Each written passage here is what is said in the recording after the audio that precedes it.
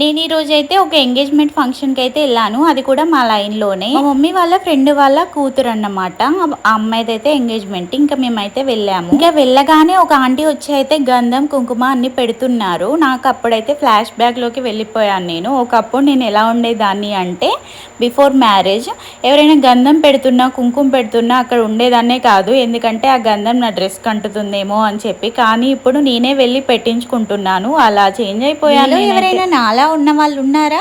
ఉంటే కామెంట్ చేయండి అబ్బా. ఇంకా మ్యారేజ్ అయితే అంతే, ఇంకా చేంజ్ అవ్వాల్సిందే, తప్పదు. ఇంకా మేమైతే అక్కడ ఇంకా పెట్టించుకున్న తర్వాత కాసేపు కూర్చొని అయితే ముచ్చట్లు పెట్టేశాము. ఇంకా మా పాప చూసారా, పాప అయితే మంచిగా తిరుగుతుంది. అసలు నా దగ్గరే ఉండట్లేదు, మొత్తం ఇంకా వాళ్ళ అత్తతోనే తిరుగుతూ ఉంది. ఇంకా అలాగే కొత్త పెళ్లి కొడుకు పెళ్లి కూతురు అయితే వీళ్ళే అన్నమాట. వాళ్ళ పేరు ఎలా ఉందో కామెంట్ చేయండి, అలాగే వాళ్ళని బ్లెస్ చేయండి. ఇంకా కాసేపు అయితే కూర్చొని ముచ్చట్లు పెట్టుకున్నాము. ఏం ముచ్చట్లో మీకు తెలుసు కదా, మీ చీర బాగుందా, నా శారీ బాగుందా, ఇంకా అవే ఉంటాయి కదా అమ్మాయిల కంటే. ఇంకా అలా మాట్లాడుకున్న తర్వాత అయితే ఇంకా వెళ్ళైతే మేము ఇంకా లంచ్ చేస్తున్నాము. ఇంకా మా పాప ఆగదు కదా అని చెప్పి మా పాపని మా మమ్మీకి ఇచ్చేస్తే ఇంకా నేను ఇక్కడ లంచ్ చేస్తున్నాను. లంచ్ లోకి అయితే జిలేబీ, పాలకూర పప్పు, ఇంకా దోసకాయ చట్నీ, ఇంకా ఏమంటారు అప్పడాలు, ఇంకా బగారా రైస్, వైట్ రైస్, పెరుగు, సాంబార్ అయితే పెట్టారు. ఇంకా అవన్నీ పెట్టించుకొని అయితే లంచ్ అయితే కంప్లీట్ చేసేసాను నేను. మా పాప ఏడుస్తుందేమో అని ఫాస్ట్ గా తినేసాము. ఏంటి జిలేబీలు పంచుతున్నాము అనుకుంటున్నారా? మేము జిలేబీలు తినము, ఇంకా అందుకే మా దివ్యకైతే ఇచ్చేసాము. ఇంక ఇంత రెడీ అయిన తర్వాత